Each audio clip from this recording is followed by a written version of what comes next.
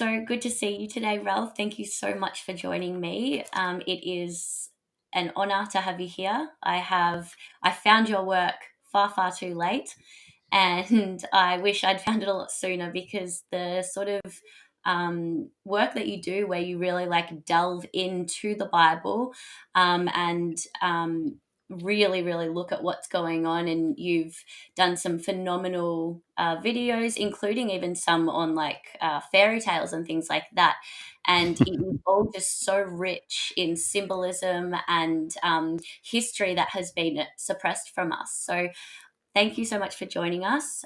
Today we will be going over the Old Testament, and I'm really excited to look over this with you.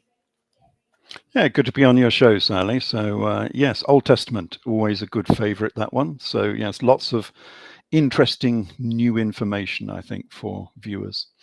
Yes, definitely.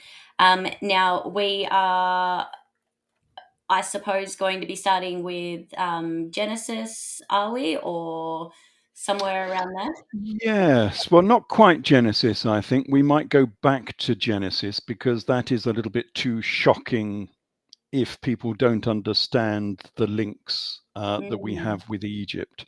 So we might do Genesis second and perhaps start with the Exodus first. yep, sure. So I'm not as familiar with Exodus. So Right. that, yep. So let's go. Let's start there, and then we can. I'll ask questions if as we go. And Yes. Okay. So the Exodus account is the Exodus of the Israelites out of Egypt. They were being persecuted, so they say, by the evil Pharaoh, and they were slaves in Egypt, which is not true, of course. And they were kicked out of Egypt on a mass exodus of some, I don't know, 400,000 or 200,000 people. Anyway, a big exodus. And they had to travel up through the top of the Sinai into Israel and to Jerusalem. So that is one of the formative events within Judaism that formed the Jewish people as we know them today. It is this that keeps them together as a people. mm, Um, and I think it's true, but it's not true. I think it's true, but not as they tell the story. So the story is one of oppression by the Egyptians, and they were just poor slaves at the mercy of the terrible Egyptians, and they were all thrown out of Egypt. I don't think that's true at all because there is another exodus from this era, slightly earlier era, which is identical to the Israelite exodus out of Egypt. And nobody will talk about it, even though it's a historical event. You know, it's in all of the history books, but nobody will link the two because it changes the story somewhat and it changes the era somewhat. Now, really, I can't see why the era changing would upset anybody, but it seems to. But the main thing is it changes the character of the people who were being thrown out of Egypt on this exodus because they were the Hyksos, and the Hyksos were a real people. They were a invading force that invaded Egypt circa 2000 BC, and they took over the whole of northern Egypt, Lower Egypt, and they were a very powerful force. They came out of Mesopotamia. They took over Egypt and they had their own line of pharaohs. So they were fully Egyptianized by the time they were kicked out. With their own line of pharaohs, they obviously spoke Egyptian because all of their texts are in Egyptian. But nevertheless, they were eventually kicked out after between 200 and 400 years, depending on what text you want to read about that.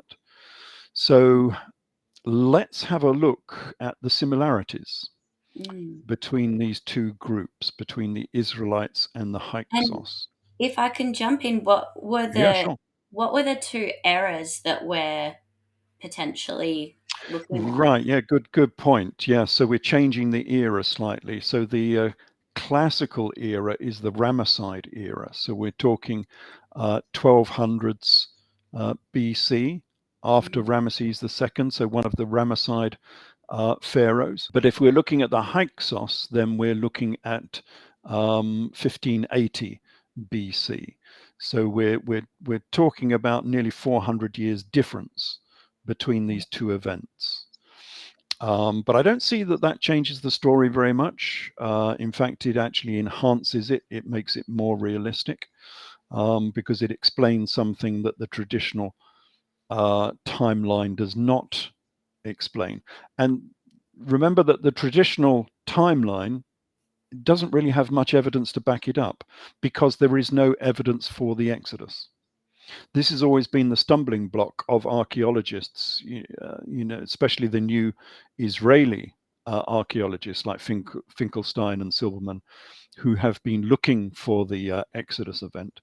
And the problem is they cannot find it. There is no evidence whatsoever for this formative story that the Israelites always tell.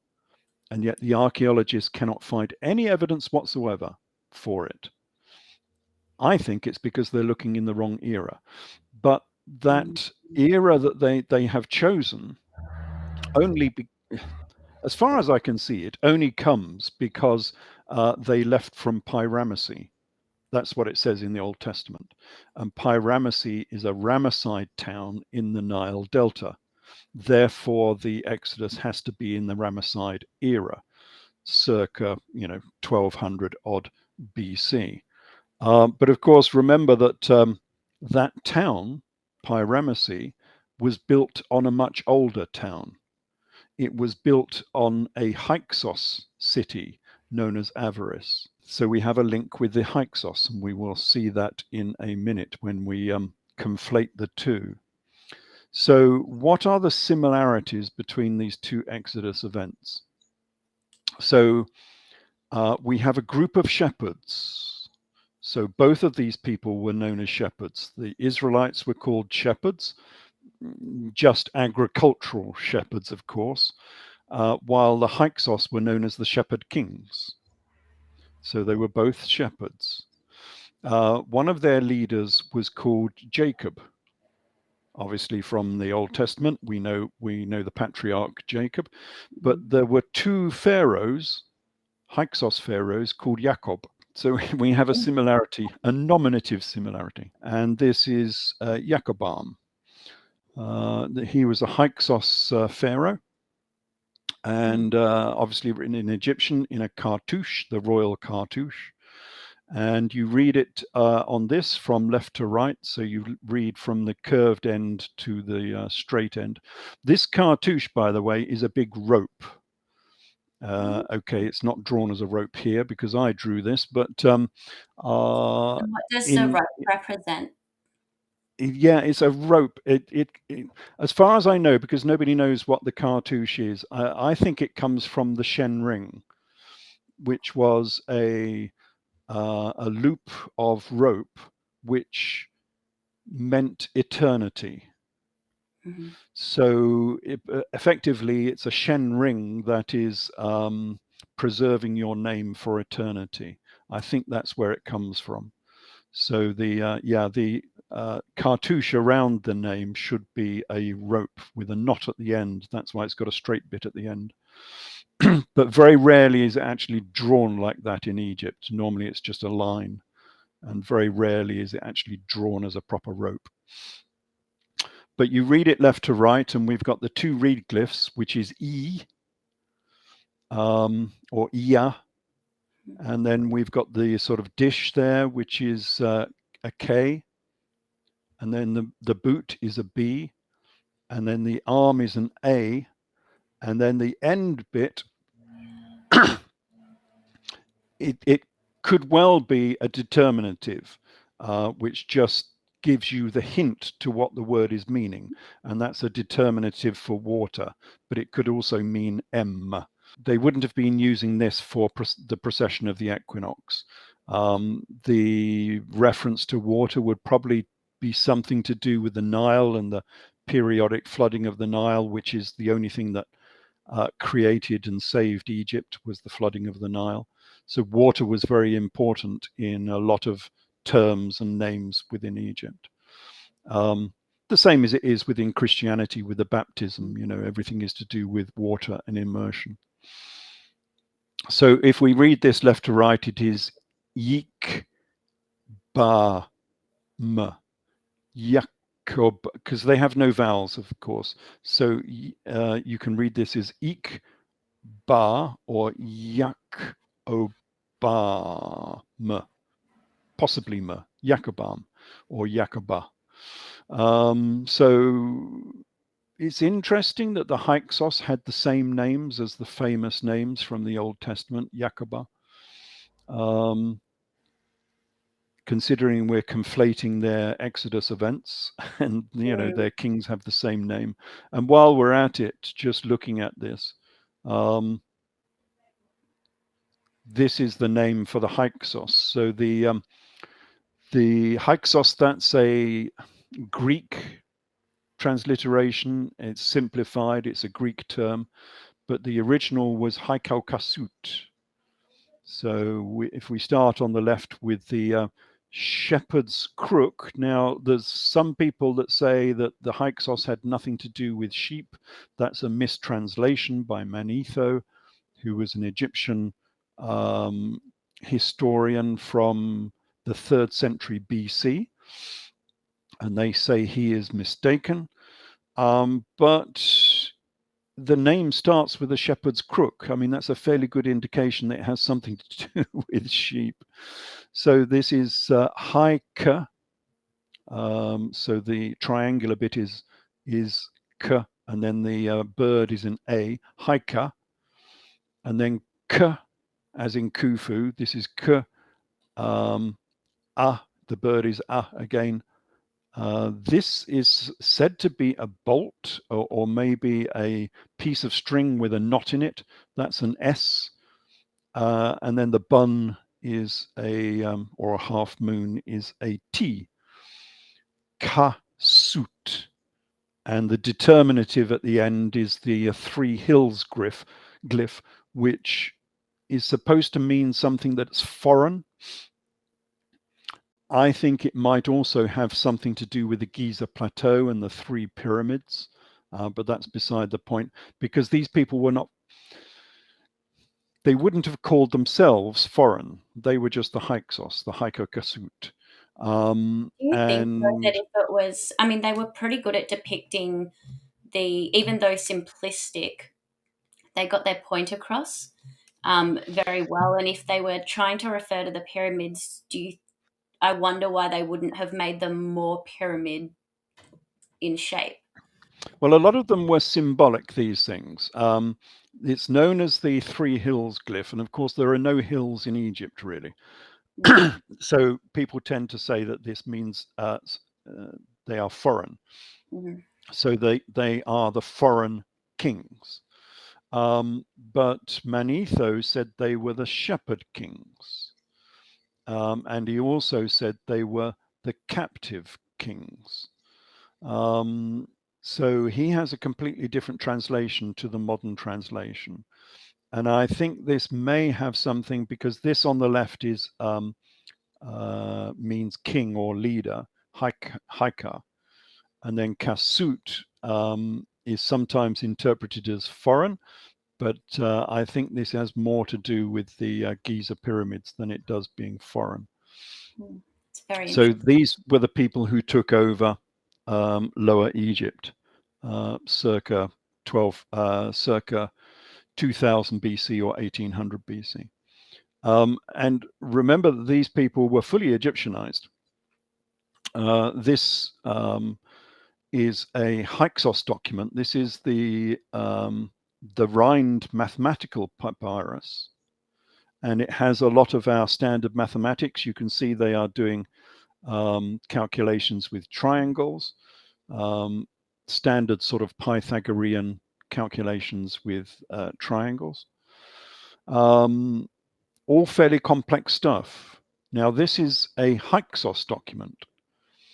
So if you read some of the Egyptian texts, they try and make out that the Hyksos, because they were known as shepherds, they try and make out that they were just ignorant shepherds, they didn't know anything. But the Rhind mathematical papyrus is a Hyksos document. So these were very educated people, and they had much better armament than the Egyptians did. They had the composite bow, they had the chariot, they had many technologies that the Egyptians didn't have. So they were not just poor shepherds who had invaded Egypt. Now they were both circumcised. Circumcision was an Egyptian tradition from Egypt, certainly of the priesthood. They wore curly side locks of hair. Well, we know that from traditional Judaism. They wear a curly side lock of hair, but that was a symbol of the priests of Egypt, especially of Heliopolis. They wore a side lock of hair. Hmm. Then we come on to the plagues. So there were 3 days of darkness. There was a parting of the waters. There was a pillar of fire and smoke, and there was an ash fall. And the description of the ash fall is very pertinent. It Hmm. has Moses saying to the people, "Take handfuls of ash from the hearth of the fire and cast it up into the sky, and it will become a small dust over the entire land of Egypt." And that actually happened. But of course, it didn't happen in 1200 BC. This happened in 1600 BC.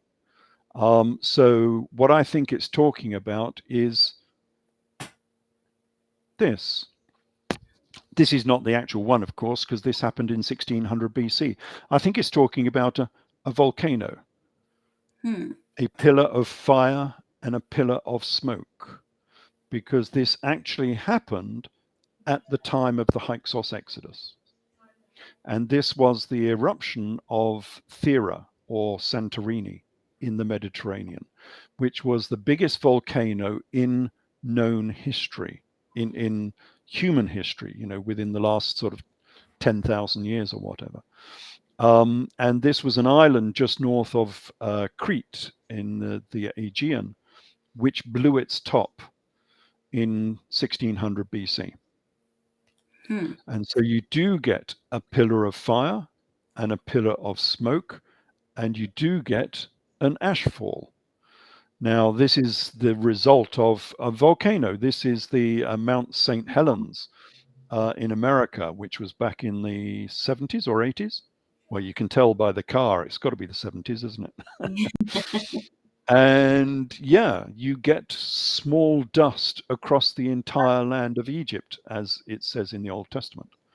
And Hmm. as Josephus says, because Josephus Flavius has his own version of this story, and he says many of the people were um, the air was too thick to breathe, and many people were inwardly consumed by the air.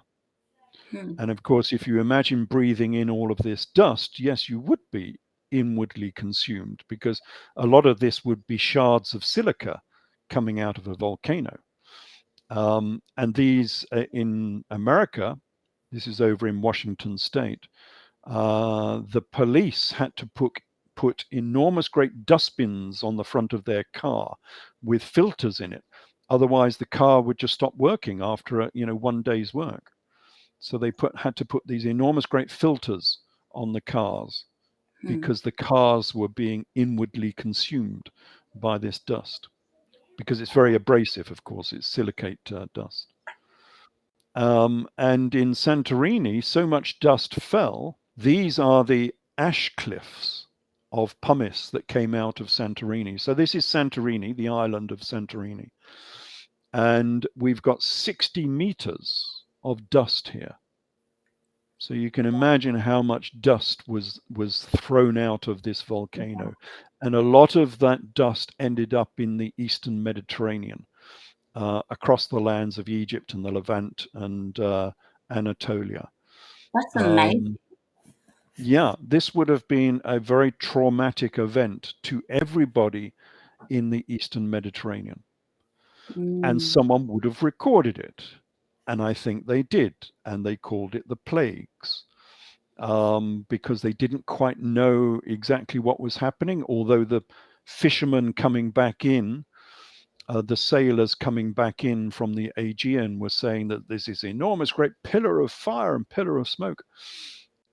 And we get some Greek stories of the same thing, of was it Jason and the Argonauts, where they also had 3 days of darkness. They were sailing across the Aegean, and they had 3 days of darkness, and they had no idea. They thought they were in Hades because everything was black, and they were sailing across, and suddenly the dust sort of parted, and they landed on the island next door to Thera, next door to Santorini.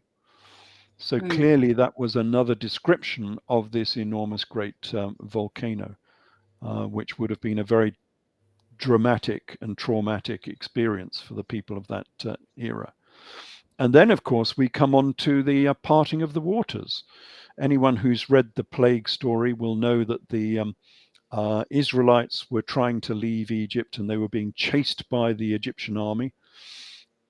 And they came across a body of water, and suddenly, Moses put up his arm or raised his staff or whatever he did, and the waters parted for the Israelites, and they walked across the seabed. And then the Egyptian army followed them, but the waters came back in and consumed the entire Egyptian army. Well, that is a tsunami. This is the Indonesian tsunami from about 10, when was that? 10, 15 years ago? I can't remember now. And of course, that's exactly what the sea does. And remember that Santorini was a maritime volcano. It was on an island that actually sank into the Mediterranean. So it would have caused a tsunami. And that tsunami would have rolled out across the Mediterranean at very fast speeds. I think they go at about 400 miles an hour, these tsunamis. And with a subduction volcano, which this was, because the island sank into the sea. And therefore, the first action would be the sea rushing in to fill that void. And so, as the tsunami spreads out across the Mediterranean, the first thing that happens is the sea disappears, as it did here. And you can see the ladies here wondering where the sea has gone. The sea has just disappeared. Little did they know, of course, that the sea was going to rush back in again later. So they're sitting there looking at this big white water of this enormous great waterfall coming back in again, not knowing what it was, not knowing that they only had 5 minutes to live, because this water rushed back in again. And as we all know, it rushed all the way across the Indonesian islands and killed thousands and thousands of tourists. This is what happened to the Egyptian army. So the sea went out with the tsunami, and the Egyptian army were amazed by this, and they walked out across the seabed, basically picking up the fish that was still flopping there on the sands, and then the sea rolled in and destroyed them. And so the thing is here, we can prove, as it were, that the Exodus account in the Old Testament is a true account of what happened. Because what we have here is 5 black swans, effectively. A black swan, there we go. A black swan is an event which is so unlikely that you could never make it up. You could never predict that this would happen. It's named after the black swans in Perth. So we all know what a swan is. A swan is a big white bird. Who would ever predict that you can get a jet black swan? And yet you go down to Perth in Australia, and suddenly you've got black swans, and you think, well, where on earth did they come from? Nowhere else in the world are swans black apart from Perth. That's known as a black swan event. But here we have all of these events are linked to a volcano, and they are all very unpredictable events. And you have to question how a chronicler would know that all of these 5 events were linked to a maritime volcano. They could not. We've got the pillar of fire, we've got the pillar of smoke, we've got the ashfall, we've got the tsunami. All of these events are linked to a maritime volcano.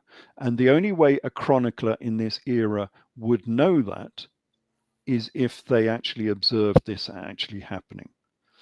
So it's very unlikely that this story was made up, because you've got 5 black swans that a chronicler would not have known how to link them all together. And the fact that they are linked together into the Exodus event means that this must be an eyewitness account of the eruption of Thera Santorini, which happened in 1600 BC. So we have shifted the timeline from the 1200s to the 1600s. But that actually gives us, rather than being a problem, that gives us some explanations. Because as we go on with this comparison between these 2 events, it now sort of makes sense. Because the Hyksos had a battle with the Egyptians, just as the Israelites had a battle with the Egyptians. They were kicked out of Egypt, just as the Hyksos were kicked out of Egypt. There were hundreds of thousands of them, just as hundreds of thousands of Hyksos were kicked out of Egypt. They departed from piracy. We were talking about piracy before. But the Hyksos exodus departed from avarice. Now, that might sound like a problem, but it's not, because avarice is piracy. It's the same city. The one was built upon the other. And this is where we get the confusion with the Ramesside period, because it's called piracy. Well, that was just a later name for the same city. Both of these Exodus events left from the same city, and they both went to Jerusalem. And Jericho got destroyed en route, and that's always been a problem for the biblical explanation, because Jericho did not exist in the 1200s BC. So that's always been a problem. There is no way the Israelites could have destroyed Jericho, because the Hyksos destroyed Jericho in 1600 BC. So the story is correct, but it's only correct if you realize that the Israelites are the Hyksos. And we also have the Tempest Stella of Ahmose I. Now, I go through this in my book, Tempest and Exodus. That's Tempest and Exodus. This is a comparison between the Tempest Stella of Ahmose I, and Ahmose I is the southern Egyptian pharaoh who threw the Hyksos out of Egypt. So this is the right era. And he commissioned the Tempest Stella, which happens to be the same as the Exodus account in the biblical text. So it talks about the 3 days of darkness and rain and whatever, which is exactly the same as it's talking about in the Exodus. And then he talks about giving tribute to these people to leave Egypt. So they had a battle, obviously, but like most wars, there was a diplomatic solution in the end. And the diplomatic solution was that the southern Egyptians gave tribute to the Hyksos to induce them to leave Egypt. And what they did is they gave them gold and silver and cloth and oil in order that they would leave Egypt. And if you read the Exodus event, although the Israelites were supposed to have been kicked out of Egypt by the Pharaoh, that's not entirely what it says. They also came to a diplomatic solution where the Israelites were given, in order to make them leave, they were given gold and silver and cloth and oil in order to make them leave Egypt. It's exactly the same. And that's what I go through in this book, is the similarities between the Tempest Stella of Moses I and the account of the Exodus, because they are very similar. Oh, I Because was I looking think, at this last night. I should have put this one on my list as well. yes, this is only a small book, but it's quite interesting. Um, Going into the similarities with the Exodus. This one does as well. This was my first book. This comes back from 1996 or something. So this is Mm. a long time ago. And this also goes through some of the similarities between the Hyksos and the Israelites, because it wasn't just the name Jacob was similar. Quite a few of the Hyksos pharaohs have very similar names to the biblical characters, to the Hyksos. So there's quite a few of the leaders of these two groups of people have very, very similar names. Mm. Um, and the events are quite similar as well. Now, that doesn't really change the story. As we said before, all it does is it places this story in an earlier era. So yes, this is perhaps one of the biggest similarities between these two stories. That the Israelites are adamant that they destroyed Jericho. Not sure why they would want to, because it wasn't a Mm. it wasn't a very nice event. They were supposed to have killed every man, woman, child, and animal in the entire city of Jericho.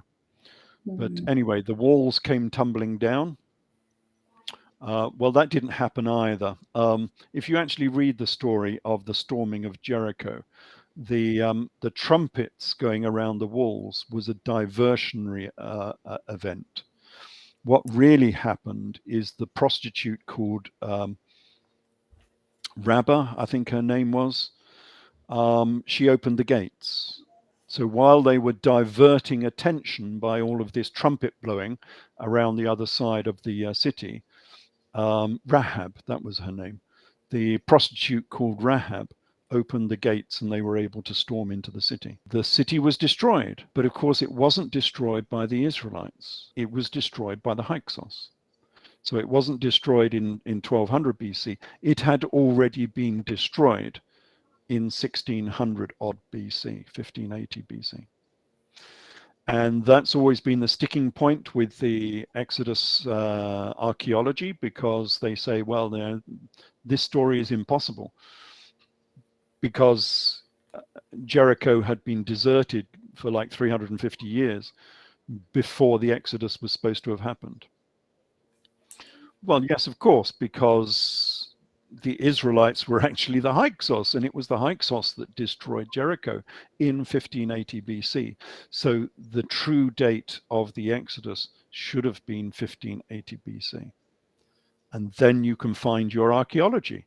If you look for the archaeology in the 16th century BC, and if you look for the archaeology of a Hyksos type people uh, rather than a slave Israelite society, then you'll find it. And so all they need to do is adjust their timeline slightly, and you've got the Exodus event. So interesting. Which is interesting because it means that the Old Testament is correct. It's a proper historical chronicle, but only if you know what it's talking about. And it changes the story slightly. Well, it changes the chronology, obviously. But it also means that these people were not slaves in Egypt. They were the Hyksos. They were the most powerful people in Egypt at that time. But they still managed to get themselves thrown out of Egypt. And people will say, well, how is that possible? Well, I tend to liken it to the British Raj. The British controlled India for, I don't know, 300 years or so. And we were the dominant society with the high technology. And we dominated the politics of India for 2.5 stroke 300 years. And yet we still managed to get ourselves thrown out of out of India. It does happen because the I think it's very much the same. The British Raj was only a small controlling elite. So I've seen some estimates that only 150,000 British people were in India at any one time. While there were millions and millions, of course, of Indians in India, there was only a very, very small number of British ever in India controlling the entire nation. I think the Hyksos were the same. So they were a small controlling elite who managed to control all of Egypt because they had the control of the army, and they controlled Egypt for 2 stroke 300 years, but they still managed to get themselves thrown out of Egypt eventually. And I think that is the story. So the Israelites were not a slave underclass who were at the mercy of the terrible Egyptians. I think they were the controlling authority in Egypt at that time, and they still managed to get themselves thrown out of Egypt. Uh, Yes, well, we could continue with the second Exodus yeah, because that will bring us into the Genesis story. yeah, I think that's a good idea. Because in Egyptian history, there was not one, there were two Exoduses. And what's happened in the biblical account is they conflated the two. And so the second Exodus would have been the Exodus of Pharaoh Akhenaten and Nefertiti out of Egypt. Because Manetho, if we read the Egyptian historian, he's from the 3rd century BC. And of course, Manetho has an advantage on us because he spoke Egyptian, which is always an advantage. And he gives an account of there being two Exodus events. The Great Exodus we've just talked about was the Hyksos Exodus. In fact, he gives them two spellings. He gives them Hyksos or Hyksos. If you go to America, they always call them the Hyksos. But anyway, Manetho gives the two pronunciations. And then he gives a smaller Exodus event, which is quite clearly the exodus of Akhenaten and Nefertiti out of Egypt. Mhm. And here we get a similarity here with the Genesis text, because we know that these people knew about Akhenaten and knew about this era, because if you read Psalm 104 in the Old Testament, Psalm 104 is the hymn to the Aten, which was written by Pharaoh Akhenaten and Nefertiti. And yet it's there, it's in the biblical text, it's Psalm 104, and it's identical. So we know that the Israelites knew of Akhenaten. And Akhenaten was the first of the monotheists. Obviously, Israelite theology was based on monotheism. They are supposed to be the first of the monotheists. But so was Akhenaten. Pharaoh Akhenaten was the first monotheist. He banished all of the old gods of Egypt and introduced his new god called the Aten or the Arden. Mm. And strangely enough, if you read the book of Genesis, the God of the Israelites is called Yahweh, El, Elohim, Shaddai, and Adon. So the Israelite God has the same name as the God of Akhenaten. He was called the Arden or the Aten. They're using the same God name for the Israelites. Interesting. So they knew all about Akhenaten. And remember, on this Exodus event that they're talking about, because they've conflated the two heroes of the Exodus were Aaron and Moses. And within Egyptian history, the two brothers, so they were two brothers, Aaron and Moses were brothers. And within Egyptian history, the two famous brothers of this era were Akhenaten and his brother Moses. So the brother of Akhenaten was known as Moses. So yeah, it's just talking about the river of Eden was parted into four branches. Now, there was only one river in this region that flows through a garden and is parted into four branches, and that's the River Nile. So we're probably talking, when we're talking about Eden and Genesis, we're probably talking about the River Nile. And what is the Genesis story? It's a story about two naked lovebirds in the Garden of Eden. The famous story. Uh, and of course, we have this, well, this is a classical sort of image. I think this is Michelangelo with his lumpy bodies that he liked to draw. This is Adam and Eve who were naked in the Garden of Eden. Hmm. Well, we have this from real history, and the two naked lovebirds who lived in the Garden of the Arden, the Eden, were Akhenaten and Nefertiti. It sounds like Adam because Adam is the first man and it means the red man. Yeah. And the lower Egyptian monarchy wore the red crown. And it's linked to Eden as well because Eden in the Aramaic is the same as the Ardon. Eden, Arden is it's the same three letters basically. So yes, you can link them all up together. And why we have this story of Adam and Eve who were naked in the Garden of Eden, and of course they're trying to rationalize this as being a Genesis event, a creation epic, where these people were naked because they hadn't invented clothes yet, etc., etc., because we're going back into prehistory.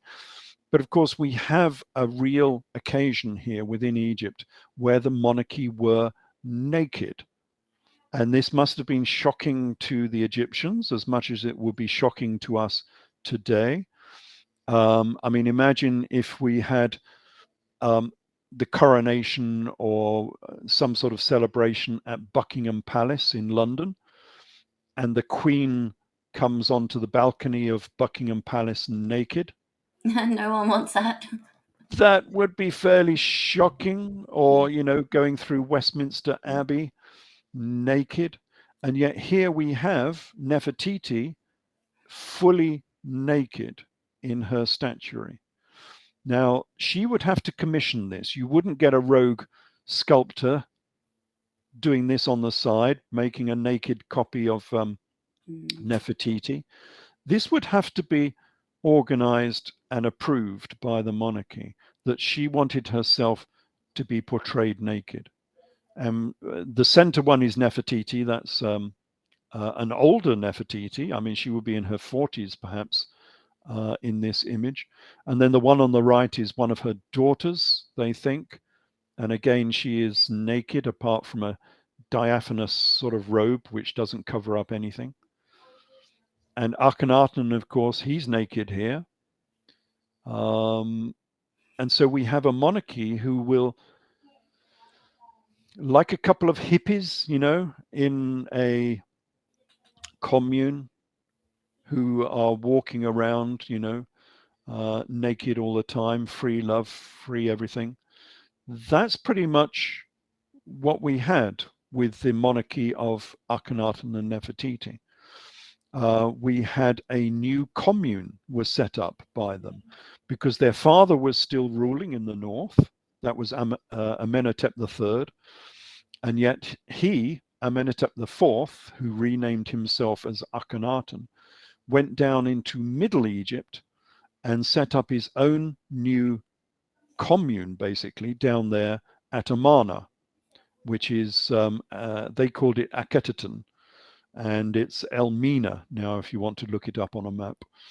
It's right in the middle of Egypt, and it was built on the east bank of the Nile. And we have a good description of this from Manetho, where he says that the 80,000 lepers and maimed priests were banished to the east bank of the Nile, to the quarries on the east bank of the Nile. And of course, yes, these would have been quarries because there was nothing there. He was trying to make a new city from nothing. It was just a bare, barren piece of land, and he was making a new city within, a couple of years, within the shortest amount of time possible. And so, yes, this place would have been ringing to the sounds of people making bricks. And also, of course, we get the connection here with the biblical story about making mud bricks, because a lot of this city was made of mud bricks. And in the biblical story, we get Pharaoh shouting at the Israelites, "You are idle, you are idle. You will make mud bricks whether you have straw or no straw." Well, what it won't tell you, and the Bible is always very good at doing this, is it won't tell you which Pharaoh that was. And yet they obviously knew which Pharaoh it was. And the reason why they won't tell you which Pharaoh this was is because it was their own Pharaoh. It was their own leader who was goading them on to ever greater feats, to build his new palace in his new city and in his new temple that he wanted at Amarna. So it was Akhenaten acting as a tyrant, as these people often do. They might be happy hippies living in a commune, but they are still tyrannical, goading on their followers in order to build his new city. And that's exactly what they were doing at Amarna. You'll find a lot of the mud bricks didn't have straw because they were trying to build this place much too quickly. It is the same story. And that's why, of course, in the biblical story, the Israelites had no sons, the same as Akhenaten had no son. And it's always been a mystery as to why Akhenaten managed to have 6 daughters but never had any sons. Well, the biblical story, if we conflate the two, tells us exactly why. It's because the midwives, Shipura and Pure and Shipura, I think they were, the 2 midwives were killing all of the male children. That's what it says in the biblical text. When they saw the Israelites upon the birthing stools, they killed any male children, any male babies. And that's probably exactly what happened to Akhenaten. The reason he had no sons was because the midwives were in league with the other Egyptians who hated Akhenaten, and they were killing all of his sons. I mean, it's the best way ever, isn't it, of getting rid of a hated monarchy, is you prevent them from reproducing. And if he has no sons, he has no heir. And this dynasty will fail, which it did. And that sort of makes this second Exodus and the Genesis story much more important, because this is a piece of real history. We're talking about a very influential period within Egyptian history when they changed the entire religion of the nation. So it was Akhenaten who closed down all of the temples. So he must have been very powerful. Although he was a happy hippie in his commune, he must have been a tyrannical despot, because he managed to close down all of the temples in Egypt. You don't do that as a peace-loving hippie in a commune. What era was this again? When he This closed? would have been circa 1320 BC, so just before the Ramesside period. So it was after Hatshepsut and Tutmosis III. Then we go into the Amarna era, and then we go into the Ramesside era. And this would be like, say, today, an American president sending the army around America to close down all of the churches. Can you imagine the opposition that you would get if you tried to do such a thing? And yet Mm. Akhenaten managed to do that within Egypt. So he must have had the assistance of the army and ordered them to close down all of the temples. Not only close down the temples, but to cut out the images of the gods, which would be the equivalent of soldiers in America going around smashing all of the images of Jesus. And it's it started then, and it really just kept going, didn't it? Like Well, that it suppression. failed. I mean, this period only lasted about 20 years maximum. Oh, that's not long. Maybe a bit less than that. So the Amana period, obviously, he was hated by a lot of other people. And then we ended up getting tensions within the Amana dynasty themselves. And finally, they were kicked out. They came back again. So the story is they were kicked out. Now, traditional Egyptology will say that they were killed, but there is no evidence for Akhenaten or Nefertiti being killed in Egypt. I think they went on to an exodus. They were thrown out. It's much easier to throw people out because, I mean, these were the sons of gods. You don't easily kill the sons of gods. Mm. And so it's much easier to just banish them and send them into exile. And I think that's what happened. So Akhenaten and Nefertiti left. Then we had Smenkhara, was another short-lived pharaoh, only for a couple of years. Then we had Tutankhamun, who was only a boy, and he was forced as a boy to go back to the old gods. So he opened up all of the temples again. Mm. But he didn't last long. I think his reign was only about 8 years. And then I came back. Now, I had been the army commander and chief of police, you might call him, for Akhenaten. So Mm. he came running back, and he was very closely linked to the Amana dynasty. He was of the same family. And he came running back after Tutankhamun, and he set himself up as pharaoh. And he tried to go back to the Aten and monotheism again. And obviously, he was hated because that's not what the people in the land wanted. So he only lasted about 4 years. And then he was kicked out of the country and he went on an exodus. And we'll come on to that in a minute.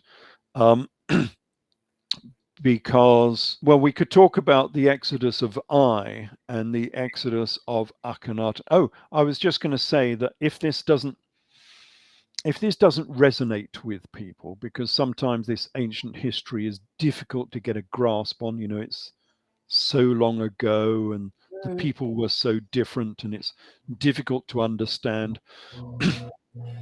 Netflix made a very, very good documentary Huh. about this era.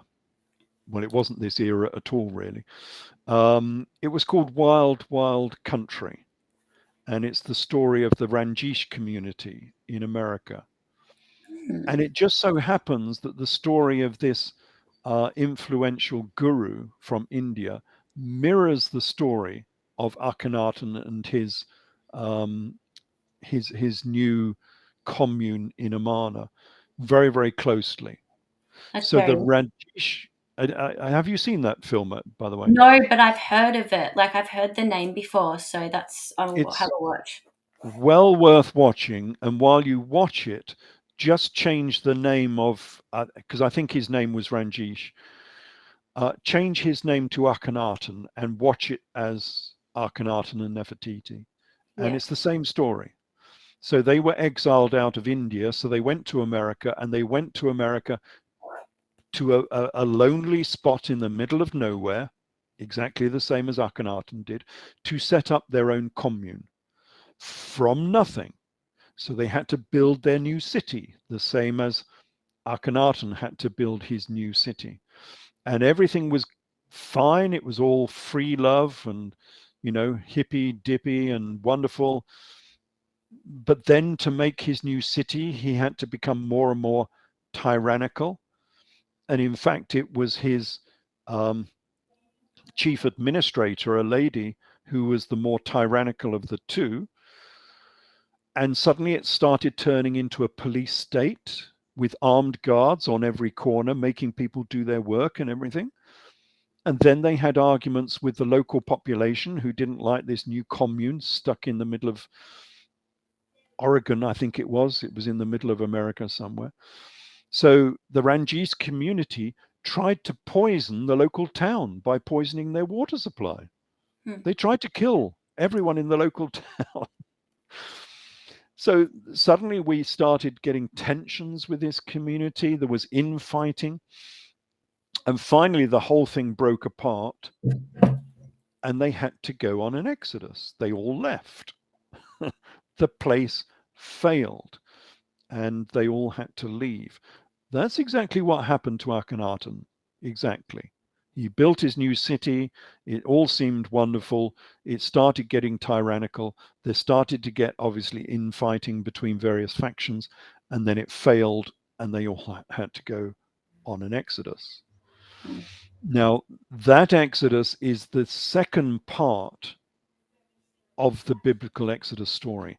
That's why we get the names of Aaron and Moses, because it was Akhenaten and his brother Moses who were kicked out of Amarna and went elsewhere. That is why in the Genesis story, when they were kicked out of um, Eden, they Mm-hmm. had to go on an exodus. They were kicked out of Eden. And then when they went out of Eden, they suddenly found themselves naked and they had to cover up and put on clothes, which is exactly what happened to Akhenaten. They were all free, love, and naked in their palace in Amarna, but when they were kicked out and they had to go on an exodus, suddenly they were naked in front of the people and they had to cover up, they had to put clothes on. It's the same story. And then we come on to what happened to Ai, because Ai was the pharaoh after Tutankhamun, and he was of the Amarna dynasty. How long did he rule for? Only about 4 years. 4 years. So, yeah, that was quite a short interlude. So he was kicked out on an exodus, and that exodus is described to us in Scottish history. Ooh, that's interesting. So, yeah, we can get many places that we can get this information from. So, we've seen this image before, and we've seen the naked Akhenaten and Nefertiti before. This is Akhenaten and his strange face. We can talk about that later. The same as the modern grey. This is how they portray aliens, of course, in modern um, TV series. This is Pharaoh Ai. Hmm. So, he was the Pharaoh. Now, here in this image, he's officiating at the death of Tutankhamun and the burial of Tutankhamun. For many reasons, I think he was possibly the father of Tutankhamun because we don't know the parentage of Tutankhamun. And normally it is the son who officiates at the death of the father. And here we have Ai officiating at the death of Tutankhamun. I think they were related. But note he is wearing the leopard skin, which is the symbol of the priest of Egypt, which is why when we get into the New Testament, John the Baptist is said to wear animal skins. Yeah. This is the animal skin he would have worn, because John the Baptist would have been of this same family. Obviously not in Egypt at that time, they would have been in Judea, but he would still be wearing a leopard skin as the high priest. So that's just, one of the many similarities we get. But what happened to these people? Well, we get this story from here, which is Scotti Chronicon. Scotti Chronicon is the ancient history of the Scots. Now, this was a part of the Declaration of Arbroath, so this goes back to the 14th century. And if we go into Ireland and the Lebor Gabála, it goes back to the 6th century. So this is quite an old tradition that the people of Ireland and Scotland came from Egypt, from an exodus from Egypt. And you can see them in the little boat down the bottom there. And the king and the queen who were kicked out of Egypt were known as Scota and Gayphalos, Queen Scota and King Gaithalos from Egypt. And that is why Ireland traditionally was known as Scotia. You can see it in this image here. So Ireland was called Scotia before Scotland was, and that name was transferred across to Scotland later. And it's supposed to have come from the Queen of Egypt, who was called Scota, and her husband Gaithalos. Now, this comes, as I say, from the the Scotti Chronicon, and it's quite obvious when you read Scotti Chronicon that it's talking about the Amarna dynasty, because they have a chronology of Egypt, which was taken from Manetho, that historian we were talking about. The Scots had a copy of Manetho when they were making this, because they've copied Manetho, and they've copied the chronology, his chronology of Egypt. And where they are talking about Gaithalos and Scota, that is quite obviously the Amarna dynasty of Akhenaten and Nefertiti. But I don't think it's Akhenaten and Nefertiti, because it doesn't quite fit. It's Pharaoh I and his wife Ankhesenamun. Ankhesenamun was a daughter of Pharaoh Akhenaten. She had an interesting life. The lives of daughters in this era were very confusing. So she married her father, Akhenaten. Then she married Tutankhamun, who was she was the wife of Tutankhamun, who was obviously very closely related. And then she married Pharaoh I, who would have been something like her uncle. So yeah, she had an interesting marital life. And I think she was Queen Scota, and she was sent off, or rather they chose to go. This comes from my book, Scota, the Egyptian Queen of the Scots. They chose to leave. Well, they were given an ultimatum, basically. So within Scotti Chronicon, it says they were advised to go and make their own arrangements to leave Egypt. So again, it's very difficult to kill a son of the gods, because he is a son of God. So Much again, easier, banish. much easier to banish them. And that's what they did. They said, you can take your ships, and apparently they took 60 ships, and just leave. And so they did. So they filled up their 60 ships. So they could have had, 1,000, 1,500 people, because all of their courtiers and so on, and their hangers-on and their followers would have left at the same time. And so they loaded up their 60 ships and they sailed off to the west. Now, initially, they went to Spain. They went to the Ebro River, which is on the east coast of Spain. And funnily enough, that's the only other delta land in the whole of the Mediterranean. So they went from one delta, the Nile Delta, to the Ebro Delta, which is in Spain.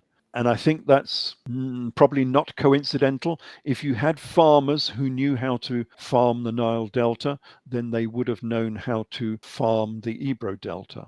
So it would have been a very good, advantageous spot to go to. But they say that they were always attacked by the locals.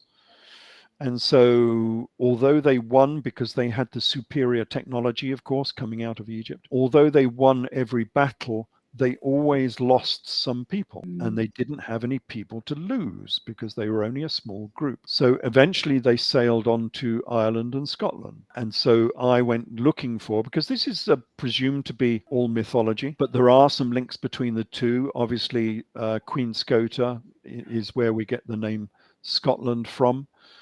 It's the reason why Spain and Scotland have the same name. One is called Hiberia and the other one is called Iberia, which is supposed to come from the son of Queen Scota, who was called Heba. But there are several other similarities between these peoples. And one of the ones I like, this is a Roman boat from the Rhone Valley, showing that they did have the technology to sail that far. Because the Minoans were the sailors of the Mediterranean, and they had boats that could easily go across the Mediterranean, no problem. These are known as navitas, boat tombs in Spain, on the islands of Spain, Minorca, Majorca. And they have these boat tombs. They don't know who created them. They are Bronze Age, so the right era. And who would want to make a boat tomb? Well, obviously, someone who had been on an exile by boat might venerate the boat slightly and want to be buried in a boat tomb, because when you first come ashore, the easiest way to make a house or a palace or a tomb is to take one of your boats, cut it in half, turn it upside down, and you've got immediate accommodation. Mm. And so the boat might have become traditional to this sort of society, and so they made these boat tombs. So this was in the islands of Spain, and where else makes boat tombs? Well, of course, Ireland do. And you have these. This is the Galliaris boat tomb in Ireland. Now, this is supposed to be much later, but they only dated it as later because it's got a Romanesque window in the back of it. But if you look at the Romanesque window, that's been cut in a later era to make it look Romanesque, and it wasn't originally. So this boat tomb could be of any era, and it happens to be exactly the same width as the ones in Spain, as if they were using the same measurement system. And then we have things like this one I like, which is these golden torques Ooh. necklaces. And these are anomalous. These are in Ireland from the Bronze Age era, but Ireland was traditionally very poor, and it has no gold mining, it has no gold smelting that's ever been known. So where did these items come from? Because these are hugely expensive, solid gold. And who would use golden torques as prestige and as money, of course, because these are valuable? And how did Ireland end up with so many of these golden torques? Where did they come from? How did Ireland trade if they didn't make them themselves? And we're pretty certain they didn't. How did they trade for these expensive items? Because Ireland was poor. They didn't really have anything to trade for these expensive items. Well, perhaps they were brought by a people coming in on an exodus.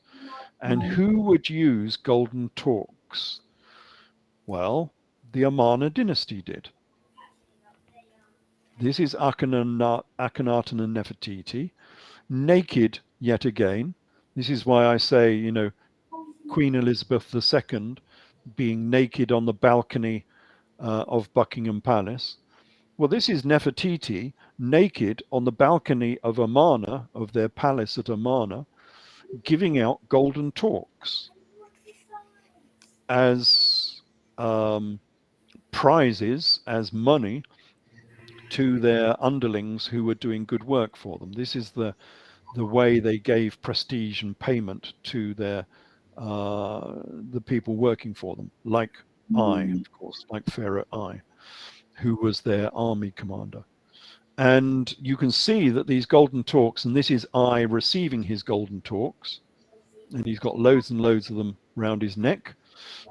He's receiving these golden torques from Akhenaten and Nefertiti, and they happen to look very, very similar to the Irish examples. What's the explanation that we're given at the moment? Nobody knows where these Irish torques came from. Okay. Or how Ireland got so many of them, because there's a whole range of these torques, dozens of them. Very unusual to have these very expensive torques in such a place like Ireland, Do we which know in when the they bronze. were discovered? Sorry, say again. Do we know when they were discovered? Oh, they were discovered in the 19th century, so fairly recently. But they were discovered in burials and so on. So they are a known part of Irish history, just as this was discovered as well. This is interesting because it's an Egyptian necklace. This was discovered in Tara in Ireland, which they call the burial of the Egyptian prince. Now, they don't know it's an Egyptian prince, but he was wearing an Egyptian necklace. And of course, they don't know where the necklace came from, or how it was traded in order to get this into Ireland. But this is made of faience beads, and faience was made in Egypt. So there was virtually, especially in this era, nobody in Northern Europe was making faience, because you have to make it. It's glass. It's colored glass. So this was not made in Ireland, this was made in Egypt. So there were connections here. And how did we get these connections? Well, you could have traded, I suppose, across all of Europe, and eventually they found their way up into Ireland. Or you could have had an exodus with a load of boats arriving in Ireland and bringing these Egyptian artifacts that way. And of course, the history of Scotland and Ireland say that an Egyptian queen and an Egyptian king landed on the Dingle Peninsula in Western Ireland during the Bronze Age. And so the archaeology seems to match with the mythology of Ireland. There appear to be various links. Mm. And so maybe this is not all mythology, maybe this is partly real history. And the other evidence that this is possibly real history is this.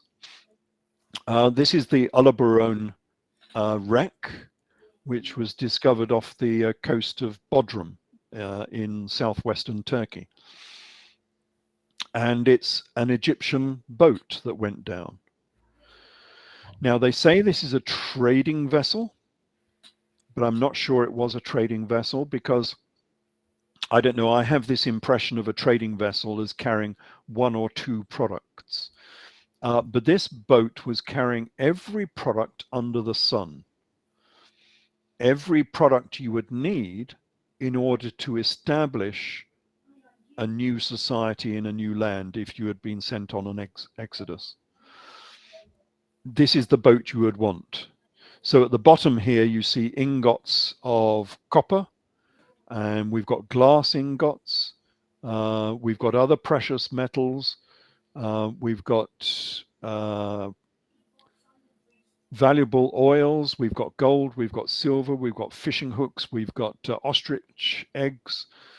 You name it, we've got it. This is some of the artifacts from this ship, and you can see all of the artifacts they were taking. Here's the Egyptian necklaces, the same as we find in Ireland. We've got gold that's cut gold, which is being used as money, basically. They used to cut up necklaces and so on in order to trade the gold as just money. And the important thing is we know when the era of this wreck, because they found a signet ring of Queen Nefertiti. So we're talking the right era for an exodus out of Egypt by Akhenaten and Nefertiti, because her signet ring was on it. And these were the ingots of glass. So, if you're trading and you're a nation like Egypt, which has the high technology, why would you trade raw materials? Surely you would make the glass into real objects like, goblets and, necklaces and whatever else you want to make of glass, because they would be much more valuable than just trading ingots. And yet this boat was carrying colored ingots of glass. So here we have blue glass, and they had green glass, and they had all sorts of other colors. And above this, we've got an ingot of copper or bronze, probably copper, I suppose. That on the right here, that's another ingot of glass of a different color. That's a greeny color. They're trading ingots, not the finished product, which I think you would do if you had the technology, because other places didn't have the technology.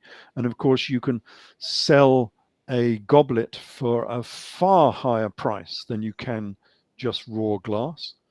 Yeah. However, if you're going on an exodus, what you want is the raw ingots. You don't want the finished product, because that's going to break en route, and you can't take very many of them. What you want is the raw materials. So when you get to a new location, you can fabricate your own products using the That's so ingots of copper. interesting. Yeah. And so I think that was, again, is evidence that this boat was a part of the Exodus, either the Exodus of Akhenaten and Nefertiti or the Exodus of Scota and Gaithalos, I and his wife Ankhesenamun. And I think that's what happened in this era, and that's a part of what they're mentioning within the biblical story. So some of these people would have gone across to Spain and Ireland. Some of these people would have gone up to Greece, which is where this boat was going.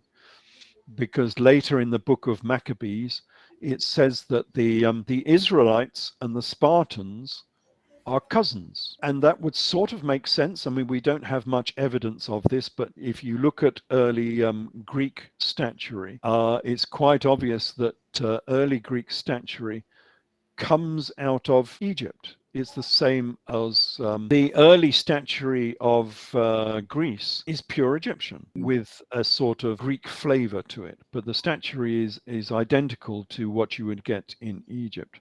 So there are obviously great influences between Egypt and early Greece. And then the book of Maccabees says that the Israelites, who were the Hyksos Egyptians, were the Spartans, that they were cousins. They were related. And of course, we don't know where the Spartans came from, but the Spartans, I don't know if you know the history of Sparta, but they were an invading force who took over a people. So they were the controlling authority, they were the army, they were the aristocrats who took over the Helots, which was another society entirely.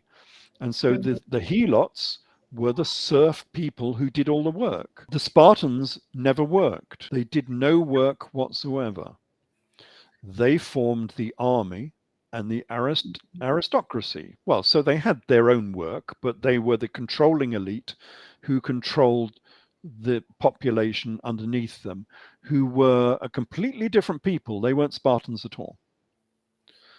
So it does appear that the Spartans appeared in this region and took over another society as a controlling elite. And that's exactly what could have happened with an exodus by Akhenaten and Nefertiti, or by Ai and Scota, Ai and Ankhesenamun, taking over another population as a controlling elite because they had the high technology weapons in which to control this people underneath them. And so that might be how Greece was formed originally, because this is way before the Greek era. This would have been 1500s BC, and yet the Greeks really don't come to the fore for another like 800 years after that. Well, I suppose less than that, because we have the story of Troy and so on. So okay, so 400 years later, that could have been the establishment of Greek culture, and why Greek culture has such similarities to Egypt. This is a statue of Ramesses, although this is probably a usurped statue, because Ramesses had the habit of usurping previous statues and carving his name on it. But this is a very typical statue we get from Egypt. This is from the Temple of Karnak down in Egypt. I was there late last year, I was down in Egypt. So just to have a look at it, we've got a statue nearly naked, left foot forward. We've got the two arms down at the side, and we'll go into that recently and look at the headdress. We've got this headdress with the sort of, not quite the hair, but the headdress going down over the shoulders. Greece and the early Kouros statues of Greece look like this. Now, is that the same or what? We get a naked now, because of course, if this was to do with Akhenaten and Nefertiti, remember they were the two naked lovebirds in the Garden of Aten, Eden. So yes, they had a propensity for nakedness. He's got his left foot forward. He's got his two arms down by his side. And if you look at his hair, is dressed like a Yeah, I was going to mention headdress, the hair. just like a headdress with his two arms down by his side. It's the same imagery. And yet this is a very early statue out of very early Greece. And there is obviously similarities between the two. And just looking at the pharaoh, of course, you'll see that his arms are down by his side and he's got two somethings in his hand. And I don't know why there's any controversy about this, because if you read classical texts, they will say maybe he's holding a scroll. And you think, well, that's not how you hold a scroll. You know, your arms would be across your body perhaps or something, but you don't hold a scroll like that in each hand. It's quite obvious that he's holding the Ark of the Covenant. That's what I was about to say. It looks like he's holding it from, yeah. Because the Ark of the Covenant, we'll go and find an image of this in a minute, was a standard piece of equipment from Egypt. All of the pharaohs had arks, and they were, just as the Bible describes, they were boxes for carrying important documents, for carrying money, and for carrying images of the gods, mostly for carrying images of the gods. And of course, those boxes would have carrying poles, and this pharaoh is carrying the two poles for an Ark of the Covenant. Because what they used to do is they used to load up the ark, because some of them originally were ships, so it wasn't a box. Some of them was an actual ship, and they would have the image of the gods in the ship or in the box, and they would carry it between one temple and another temple in a big procession. Obviously, the people would be there on the roadside, you know, cheering and throwing flowers or whatever, and the pharaoh himself would carry the image of the god from temple to temple, or maybe palace to temple. And this is exactly what this pharaoh is doing.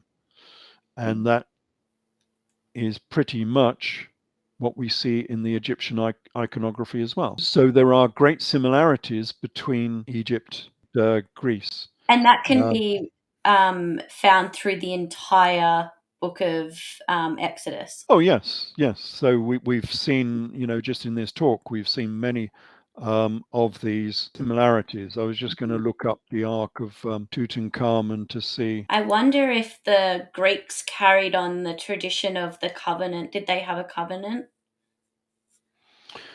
I'm not sure if the Greeks did. Certainly the Israelites did. They carried on this tradition. This is the Ark of Tutankhamun. And of course, this fits exactly with the description of the Ark of the Covenant.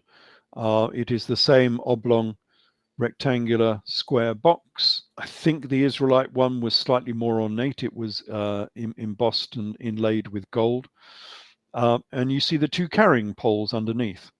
And these carrying poles on this one have two bronze rings underneath in which the carrying poles fit, which is exactly how it's described in the Old Testament. So it's obvious that this tradition of an Ark of the Covenant was a standard Egyptian feature. This is the Ark of Tutankhamun. And the Ark of the Israelites was made in Egyptian cubits, Egyptian royal cubits, because it says so. The ark was made using a cubit and a handbreadth, which is the royal cubit of Egypt. So the standard cubit was 6 hands, but the royal cubit was 7 hands.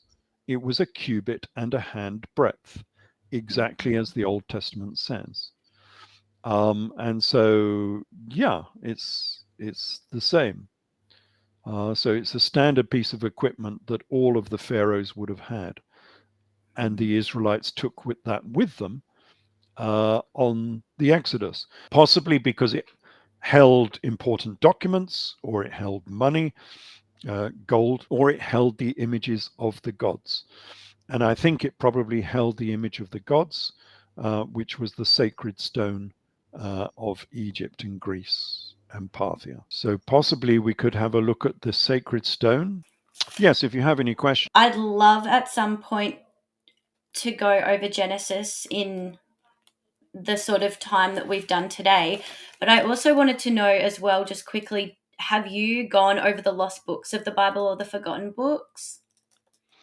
Yes, I talk about quite a few of the apocryphal books within, biblical tradition. So that there are quite a few apocryphal books. And I also do a lot of translation of things that don't make very much sense within Yeah. the Old Testament story. Uh, the classic one is Joseph meeting with Pharaoh. Mm-hmm. So this is the story of Joseph going back down into Egypt. And he says to his brothers, so he's down in Egypt and he has now become prime minister of Egypt. I mean, this just shows you how important these people were. Joseph managed to become prime minister of Egypt, second only to Pharaoh, and probably the high priest as well, with his coat of many colors.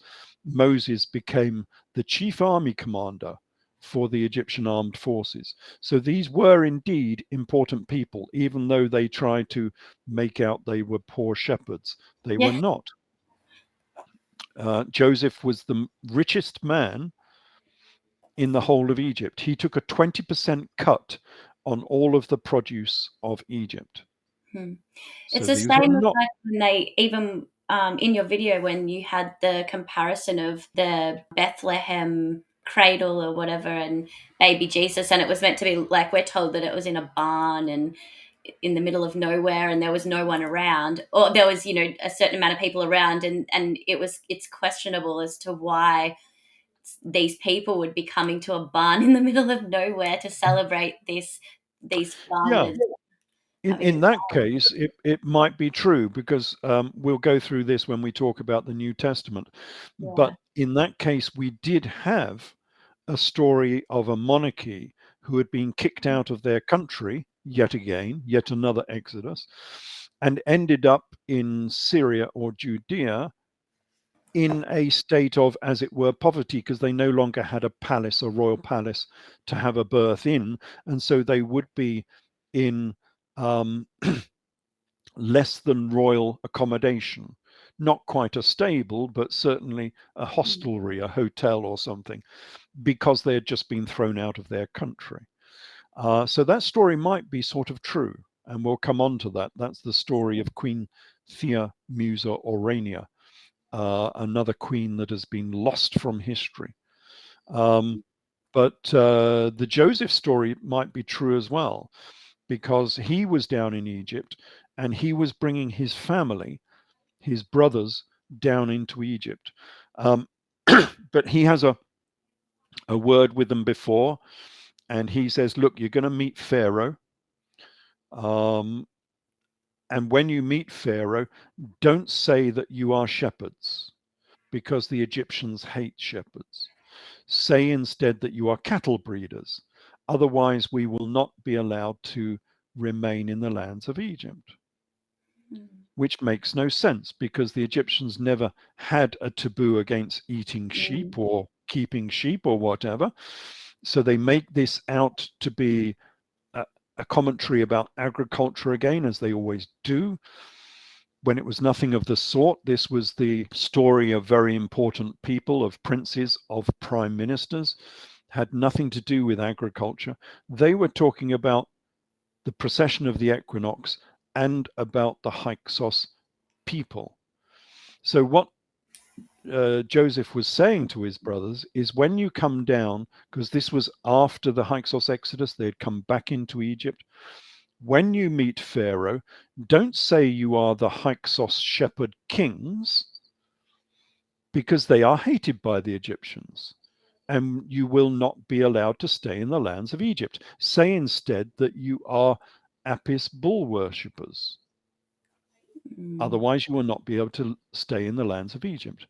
And of course, that makes perfect sense, because these people were coming back into Egypt, having been the previous Hyksos who had been kicked out of Egypt on the Great Exodus. They were now coming down again into Egypt. And the last thing that Joseph wanted to say was they were Hyksos, because of course they were hated. They had just had even if it was 100 or 200 years before, they had had a civil war with the Egyptians and had been thrown out. Of course they were the hated people if Pharaoh knew that they were shepherds, the Hyksos shepherd kings. So it does make sense if you can interpret the story properly. Mm. But time and time again, the scribes have changed the story, or the priests have wrongly interpreted the story, deliberately wrongly, because they didn't want anyone to know that they were the Hyksos shepherd kings. Therefore, they were not slaves in Egypt at the mercy of the wicked Egyptians.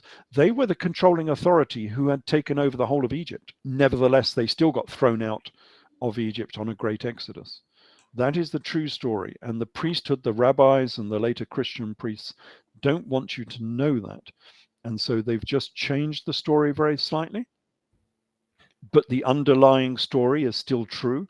And the nice thing I think about this is that with this new interpretation of the Joseph story of talking to Pharaoh, is that we possibly have here a verbatim uh, recording, as it were, of the conversation between Joseph and Pharaoh, between the prime minister of Egypt and the king of Egypt. And someone was taking notes and wrote it all down. So we have a verbatim text of this conversation between Joseph and Pharaoh, which has come down to us. This conversation would have been in, say, circa 1400 BC, so 3,400-year-old conversation, which is still being recalled and repeated today. And that's interesting because, again, it gives historical validity to the Old Testament story, that the Old Testament story is correct in its history, but it's just been very badly mistranslated. And I think the true history of the Old Testament is actually much more believable and much more exciting than the fairy story they've tried to craft. But they wanted to craft this new story because they wanted a story that they could sell to the population to keep them together. And the best way to do that is you sell a sob story of persecution. Mm. You say, oh, we've got to stay together because everybody is against us. Those evil Egyptians, they're trying to destroy us. So we've got to stay together as a community, as a people. That's an easy sell to people. But the opposite, the truth, is much more difficult. It will start to unravel, but also it's a much harder sell. Mm. We were powerful people and we took over this country. And yet we were kicked out of this country, and therefore we've got to stay together as a people. That doesn't paint such an easy story to tell to the population. Telling a sob story of persecution is a tried and trusted method of keeping a people together. Muslims will do this all the time. Whatever happens in Islamia, whatever latest atrocity they perform on the people, they'll say, oh, it's because we're oppressed. Oh, it's not our fault, it's because we're oppressed. Mm. Christians will do the same. We've got to stay together because all these martyrs, they were killed for their belief in Jesus. So we've got to stay together. So this sob story of persecution has worked down through the millennia in many different cultures. And the Israelites and the Jews are no different. So they've just crafted this story of persecution when it was no such thing at the time. And the New Testament is the same. We'll Mm. come on to this in a later talk because it's a very long talk.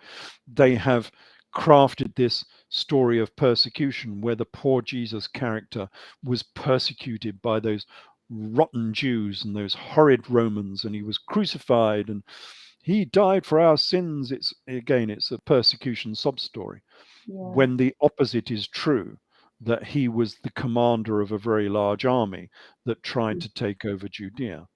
We'll go into this later. So that's why the Old Testament has been recast in the fashion that we see it today. But that doesn't mean that the Old Testament is mythological. I think from my research, I've decided that 90% of the Old Testament is actually true historically, Mm-hmm.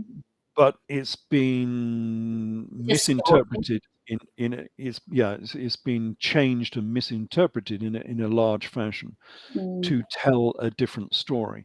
But the underlying true story is still there. You only have to tease it out. I mean, a classic example is the story of Abraham. Now, we have two stories of this because Josephus Flavius also wrote his own Old Testament. So we have the Old Testament and we have Antiquities of the Jews, which is Josephus Flavius's version of the Old Testament. But he had a much older text that he took it from. So our current Old Testaments are only about 1,000 years old, although it obviously goes back Where did into. he take his from? He took his from the Torah that was Sorry. in the Temple of Jerusalem in Mm-hmm. AD 70, when Jerusalem was destroyed by the Romans. But he says that that Torah was 600 years old when he got hold of it. So his Torah came from 600 BC. It's the Mm-hmm. oldest Torah that we know of. And from that, he crafted his Antiquities of the Jews. And it's slightly different. It has a slightly different story. So within the story of Abraham, it's said of Abraham that he had 300, and remember, Abraham was a shepherd. Abraham had 318 servants. And you've got to think, well, that's a very strange shepherd. You know, what shepherd on a barren hill with some starving sheep has 318 servants? It doesn't Mm-hmm. gel, does it, as a story? You can see how they've changed the story. But Josephus says that Abraham had 318 army officers. Now that changes the story. If each of those army officers was a centurion, then he had a standing army of 30,000 men. There was only one shepherd in this era who had a standing army of 30,000 men, and that was the shepherd kings, the Hyksos. So we So see you it. see again that the real story links us back into the Hyksos. Oh, and by the way, I forgot to mention this. Josephus, when he is quoting Manetho, the Egyptian historian, he says that the Hyksos were our forefathers.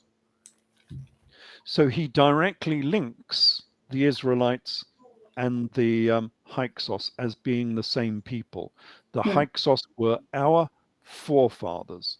Now, you won't find that in many historical texts because they won't print it there. You won't find it in Wiki because we tried to put it in Wiki and they deleted it on about 12 occasions. We kept trying to put it back into Wiki because I don't know if people know, but anyone can update Wiki. Yeah. Yeah.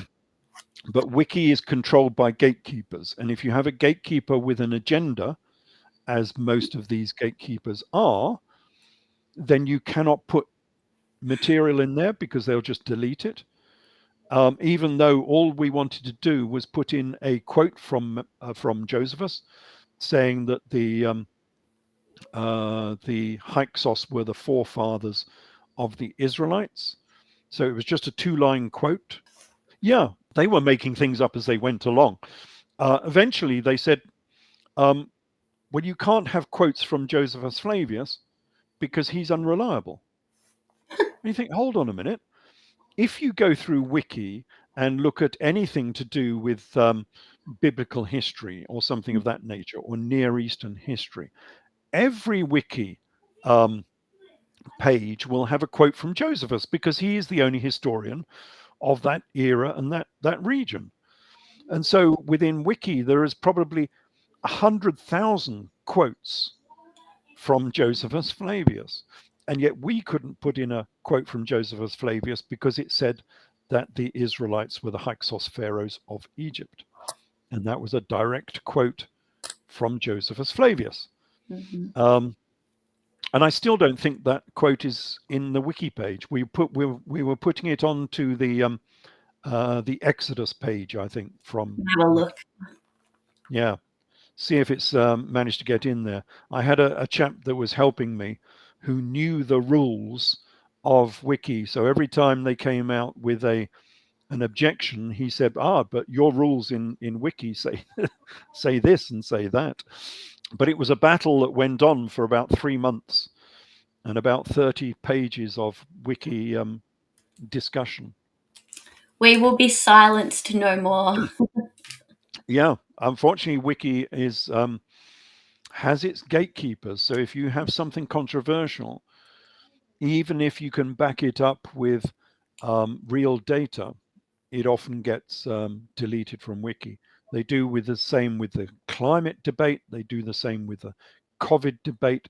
Anything that is controversial, they very much take the orthodox line, the government line, on these topics.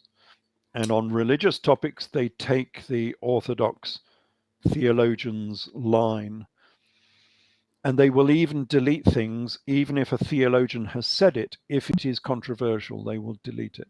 This comes from Josephus Flavius. Now he's quoting from Manetho. He's talking about the Hyksos. So this is his long story about the Hyksos, pharaohs of Egypt. And Josephus says, now Manetho, that's the Egyptian historian, in another book of his, says that this nation, who were called shepherds, were also called captives in their sacred books. And Mm-hmm. this account is the truth, for the feeding of sheep was the employment of our forefathers. And in the most ancient of ages, they led a wandering life feeding sheep. Therefore, they were called shepherds. Not, nor was it without reason that they were called captives by the Egyptians, since one of our ancestors, Joseph, told the king of Egypt that he was a captive. So he's talking about the Hyksos here, but linking them straight into the Israelites as being our forefathers. And then he goes on to say, this interval of time, if they were summed up together, that these shepherds, the Hyksos, as they were called, who were no other than our forefathers, were delivered out of Egypt and came thence and inhabited this country, Judea, 393 years before Danas came to Argos. Danas is Pharaoh I, Argos is Greece. Before Pharaoh I went to Greece, again we have Josephus Flavius saying that some of the elements of the Amarna dynasty fled to Greece, and that's why we have this connection between Egypt and Greece. It's all here in the books. If you dare look at it and read it and believe that Josephus Flavius, who's supposed to be Judaism's greatest historian, was actually correct in what he said, because he was taking this from books that we don't have. He was taking this from the Torah, which was from 600 BC, much older than any Torah that we have today. And he was taking this from the books of Manetho, which again, we don't have today. We are reliant on quotes by Africanus and Eusebius and Josephus Flavius are the only way that we know what Manetho said, is by the quotes of later historians. And these later historians were saying that the Israelites were the Hyksos pharaohs of Egypt. Wow. Now that changes things a little. That's why Mm. there's pushback on this. It means that the homeland of the Israelites was the Nile Delta. That's where they came from. That was their real homeland, was the Nile Delta. So maybe they shouldn't be building modern Israel in Judea. Maybe they should be building it in the Nile Delta. Now that's a bit tricky. You can see why people don't want to listen to this Yeah. real truth. this real history. It has implications, and so it's controversial. And yeah, that's why we get a lot of pushback on this. Are there any other major implications like that or contrasts that just don't work? Well, no, apart from the fact that these people were not starving shepherds, these were Yeah. very important, powerful people, and have been for the last, 3-4,000 years. Um, that's a big change, which some people cannot reconcile. It means that these people didn't arrive in Judea. Well, they did arrive in Judea, but their main base of operations was the Nile Delta. So they weren't in Zoan. Sorry, they weren't in Zion, which is Jerusalem. They were in Zoan, Yeah. which is Tanis in the Nile Delta. Same name, same people, but these were pharaohs of Egypt. These were very important and powerful people. Mm. Um, and that's why their story has come down to the modern era. We don't have ancient stories of shepherds because shepherds didn't write anything down, and their history was not important anyway. Who cares what happened to a couple of shepherds and their moth-eaten sheep? Yeah. We don't care, but we do care about kings and princes of the Near East, of Egypt and Parthia and various other places, and Greece. This is why this story has come down to us. So this is the Ben stone of Egypt. Should be up there. There we go. This is the Ben comes out of ancient Egypt. It's one of their foundation stories. And we see the phoenix. You can see it's a phoenix because it's got the sun symbol on its head, standing on this mound, which was the primeval mound Hmm. of Egypt, which was a sacred stone. And this sacred stone, this is part of the Genesis story. Remember the Genesis story of the Ark of Noah and the birds flying out to find the first point Mhm. of land and bringing a twig back. Well, this is that bird. It's the phoenix Mm. who brought that twig back to the Ark of Ra. Um, it was the Ark of Ra, not Noah, but the Ark of Ra sailed on the sacred sea of Nu, from which we get Noah or Noah. It all comes out of ancient Egyptian history. But this sacred stone was at Heliopolis, but was taken by the Greeks back to Delphi. So this is the Omphalos of Delphi, their sacred stone. This is not the real one, of course. This is a copy made in limestone. The original sacred stone was supposed to be a meteorite. It was metallic, so it was special. It was a meteorite. This stone was taken, I think it was taken by Alexander the Great, and it ended up in Parthia in Persia, when Persia was all Greek. And this is a coin from Persia, from Greek Persia. And this is Apollo sitting on the sacred stone. You can see it's here with netting on it. We have quite a lot of the images have netting on it. So this was a seat, a throne of the gods. This is a god sitting on this sacred stone. And this is a Greek Seleucid uh, king of Parthia or Persia, a Greek king. So just as a quick orientation, um, this is a map of the region. This is the east of the Mediterranean, if you can imagine it. On the left here, we have Syria. Then we have Edessa, which we will talk about in a later talk. And then this is Parthia or Persia on the right-hand side, the lower right-hand side. So this coin ended up in Persia.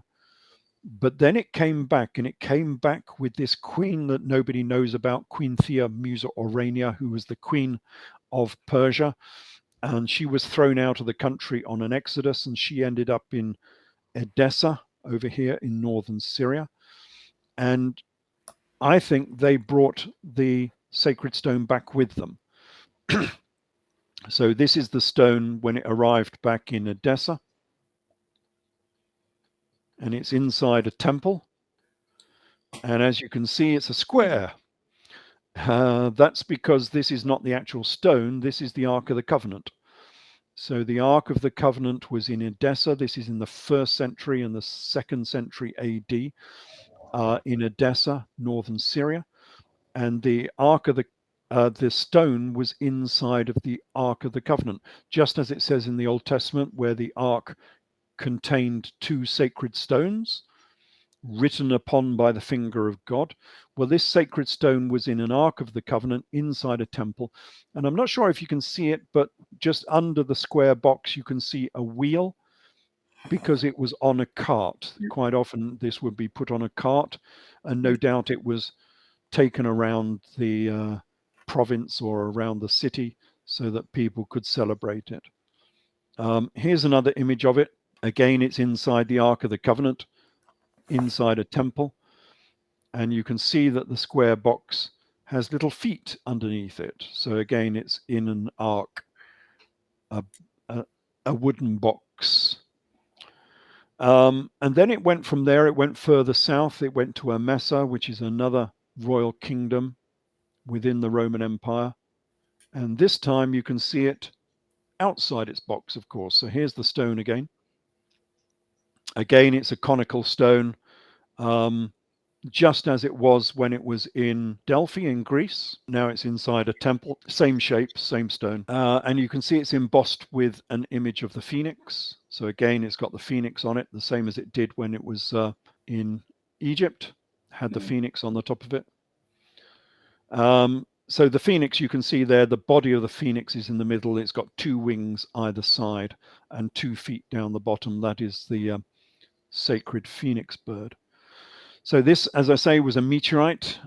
It was very famous, but now it got a rename. It was called the Omphalos, but now it is called the Elagabal, and it became the primary symbol of Emperor Elagabalus. So this is a well-known stone. Emperor Elagabalus is the mad emperor of Rome. He was from Emesa, the same place as here. That was a coin from Emesa. He was an Emesan prince, so a Syrian prince, who became the emperor of Rome. And he was known as Elagabalus because he followed and venerated the Elagabal stone. His real name was Antoninus, I think it was. But to the world, he became known as Elagabalus. And again, you can see the stone here in a chariot being taken around Rome by a 4-horse chariot, a quadriga chariot. Again, it's got the, let me blow it up a little bit. It's got the phoenix on it. You can see the phoenix bird here, the body and 2 wings of the phoenix.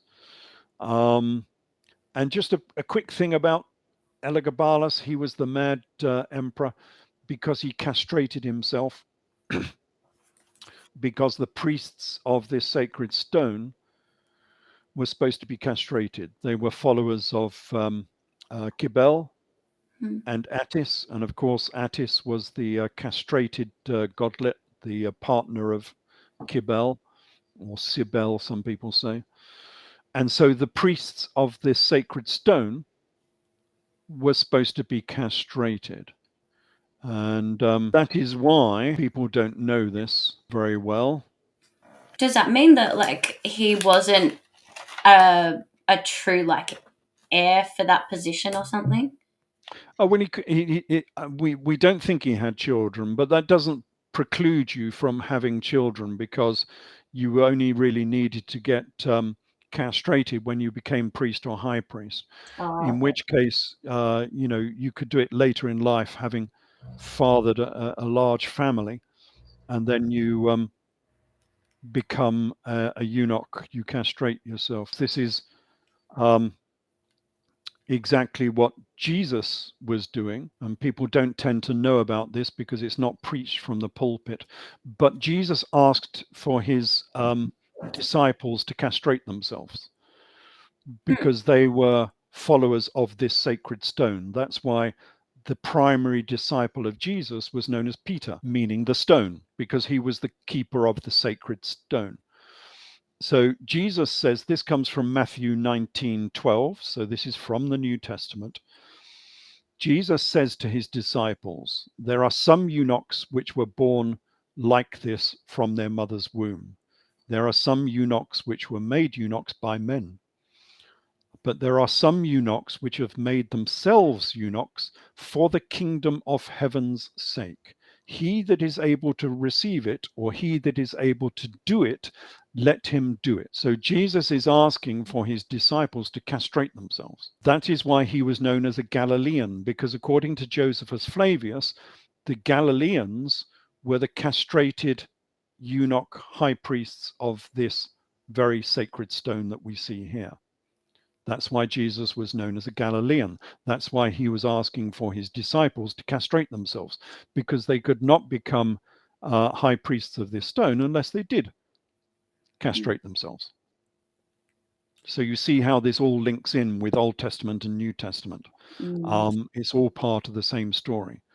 That the primary symbol of Nazarene Judaism, the Church of Jesus and James, was this sacred stone. That's why this sacred stone was in Edessa, as we've seen, and in Emesa, which was a related monarchy just south. That's why it was Emperor Elagabalus who came from Emesa, which is basically near modern Damascus, basically. And he became the emperor of Rome. And he took it to Rome. Where it became the central icon of the Romans, but it wasn't greatly liked because after about 4 years, Emperor Elagabalus was murdered and the stone went missing. So this was in 226, I think it was, AD. And this stone, this sacred stone that's been everywhere around this region, goes missing. And we don't know what happened to it. The Scots say that they have it in Scotland, where it is known as the stone of Scone or Scone. That is supposed to be the same stone. And it's well known, and it suddenly appears in places which I found very strange. So I was sitting in a cinema watching James Bond, as you do, and suddenly they showed the Elagabal stone. So I was the only one in the cinema who fell off his seat. What are they doing? Because if you imagine this stone sitting in this chariot here in this image, it is not only conical, but if you can see the underneath of it, it is egg-shaped. So it's like the lingams of India, which are phallic, they are conical.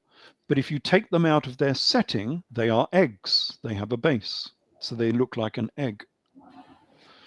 So the lingams of India are also related to this. They are copies of the Elagabal stone. So you can see how far the influence of this sacred stone went. But anyway, there's me watching James Bond. And the villain lives in a crater. It's actually an artifact out in North Africa. There's this big crater out in North Africa. And James Bond and his sidekick are captured and they're taken into this crater. And inside the crater, there is this observatory they have made.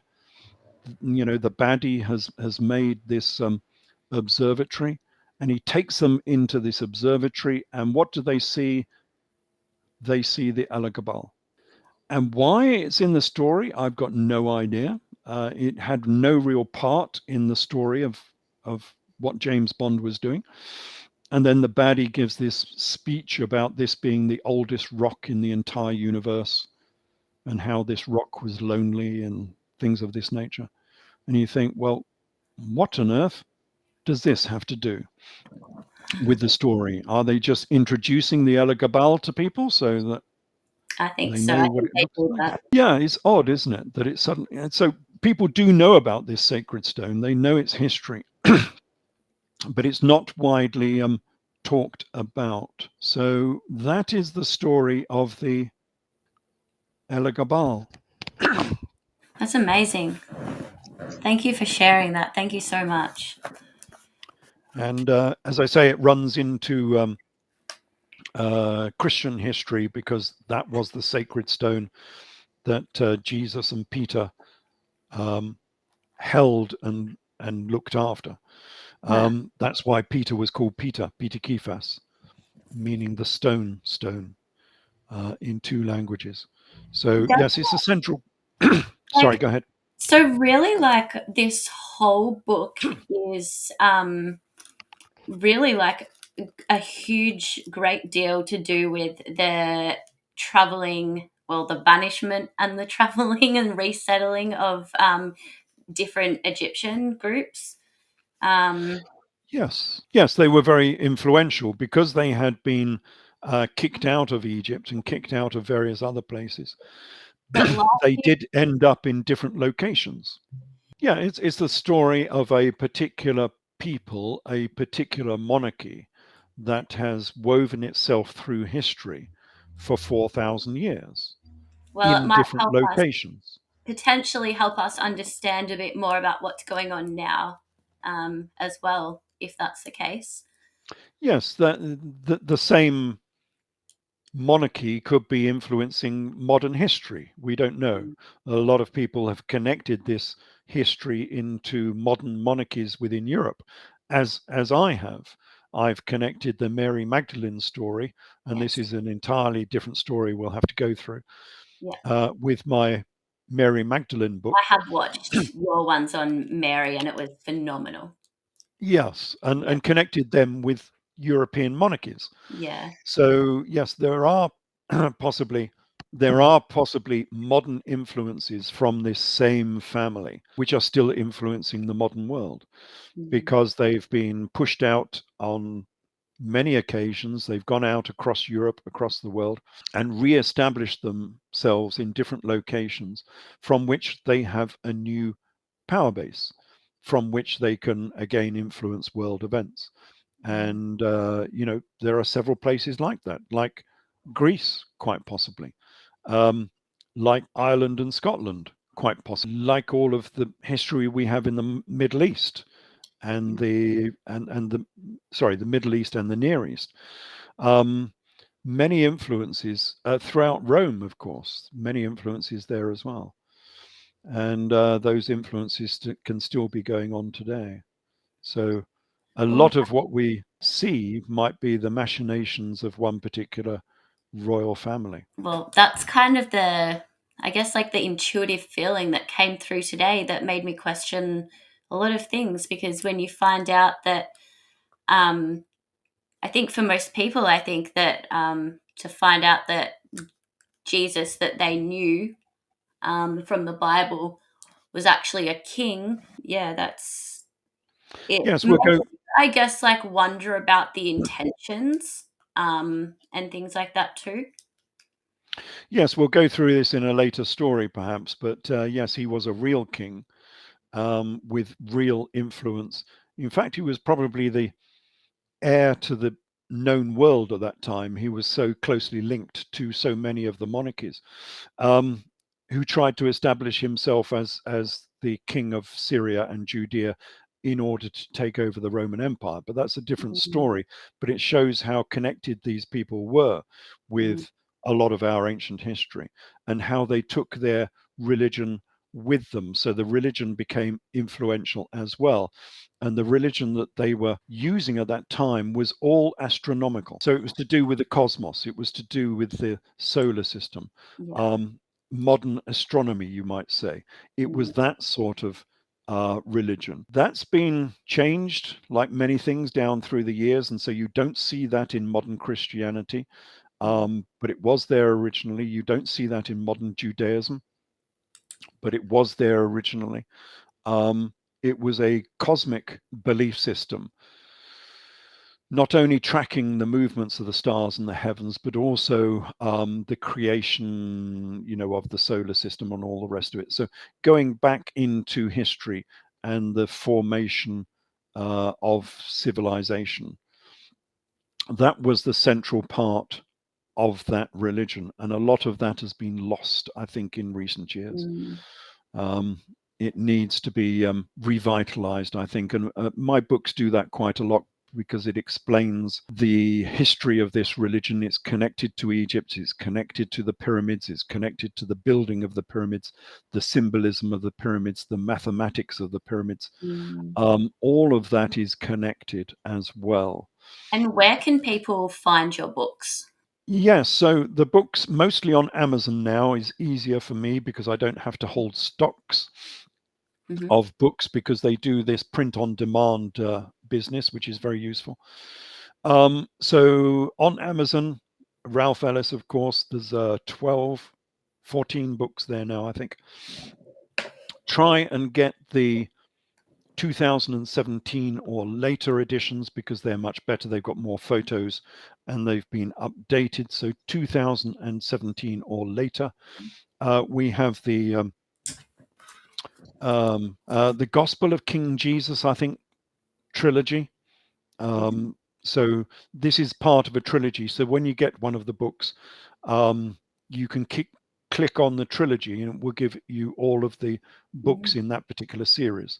And then we have the Old Testament, which I think is called the what did I call that series? The Egyptian Exodus series. I think that one is called Egyptian Exodus. I'd like to find. But you will, when you go on to Amazon, you will find some old editions that are being sold by other people. I don't know how those editions are still there. But if you find the books as a part of a series, then they are the latest editions and they should be 2017 or later. My Facebook site is quite active. So that's ralph.ellis.144 on Facebook. And that's quite easy to find. And that's got quite a lot of interesting new information, because I haven't included this into a book yet, but I've been finding a lot of information about the Edessan monarchy in India, that they went to India as well. So that's all new, and that's only on my Facebook pages. And then I've got a YouTube channel, which is just YouTube Ralph Ellis, and you should see a thumbnail of a red and gold phoenix, and those are my video shows there on YouTube. So yeah, lots of information. That's all of the information that people could look up. So there's lots of information there. 14 books, as I say, so there's a lot of information. Some of those books are quite large as well.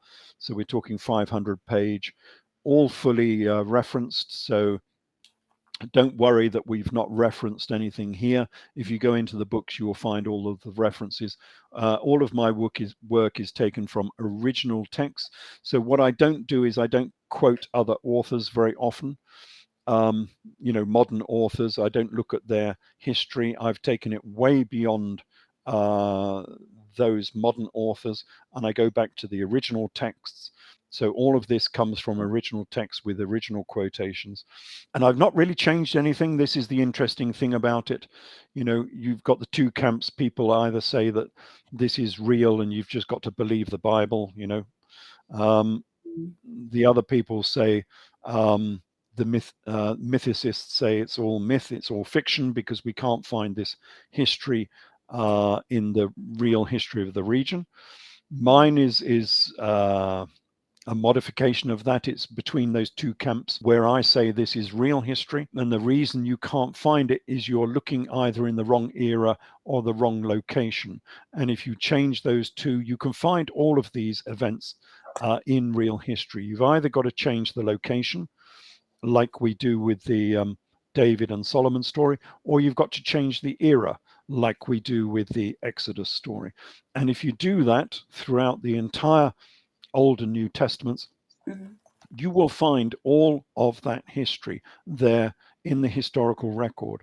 And it's all pretty much the same as it's given to us in those texts.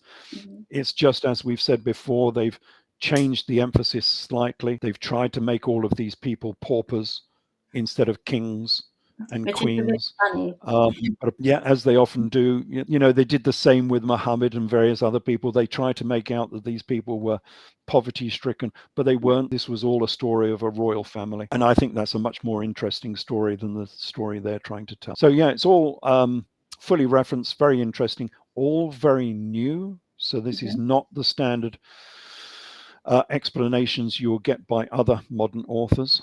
It's all very new, and it all makes sense. That is something that I really resonated with you, is that you seem to be able to drop this information that is so complicated and deep, but still for us to be able to understand, which we are all very grateful for.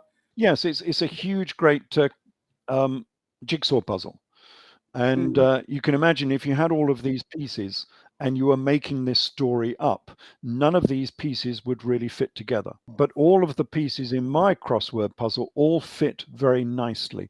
And when you finished fitting them together, you end up with a cohesive picture which Mm. explains all of this history. So it all hangs together very nicely, and each new finding resonates and explains what we've already found. So we end up with a proper picture on the crossword puzzle. That's And beautiful. that to me makes sense. Thank you for bringing us a little bit of that picture today, and to be able to, yeah, have a little bit more understanding and know as to what's going on. Yes. I hope people enjoyed it. I hope they read some of it and start asking some questions, because that's what this is all about. Debating the topics, asking some questions. Yeah. And finally, I think hopefully we'll get to the bottom of these ancient histories. Look, I So know that yeah. these things can be really overwhelming to delve into, which is probably why some people just find it easier to stay clear. But there is, like you said, so much to uncover, and we're just getting started. So thank you so much for all the work you do, and for coming on the show Thank today. you for having me. Yeah, Thank thank you. you.